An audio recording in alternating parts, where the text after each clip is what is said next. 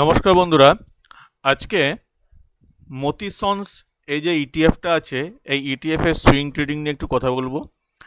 আমিও এই ইটিএফের একটা সুইং ট্রেডিং নিয়েছি কালকে সোমবার। তো দেখা যাক কি হতে পারে এর ভাগ্য। তো মোটামুটি এটা আমি 15 দিন 20 দিনের মতো হোল্ড করব এবং নেক্সট এক্সিটের আমি টাইমের ওয়েট করব। তো সব জায়গায় রিস্ক তো থাকে, রিস্ক সবসময় ক্যালকুলেটিভ ওয়েতে নিতে হয় এবং দেখতে হয় যেন মিনিমাম রিস্ক এবং ম্যাক্সিমাম রিওয়ার্ড যেন আমরা সব জায়গায় পাই।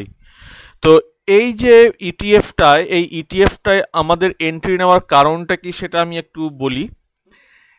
এই যে আমি যে স্ট্র্যাটেজিটা দেখুন, যেটা আমি আগেও অনেকবার শেয়ার করেছি, এই যে কালো রেখাটা সেটা হচ্ছে 3 এর, এখানে এই যে কমলা এটা হচ্ছে 5 আর এই সবুজ এটা হচ্ছে 9 তো দেখুন এখানে এই কালো রেখাটা 3টে রেখাকে ক্রস করেছে এবং এখানে একটা গ্রিন ক্যান্ডেল তৈরি হয়েছে।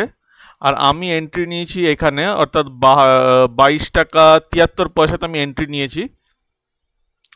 তো আমি এখন ওয়েট করব এবং আমি আশা করছি যে কয়েকদিনের মধ্যে এই ইটিএফটার প্রাইস মোটামুটি 24 টাকার কাছাকাছি চলে যাবে।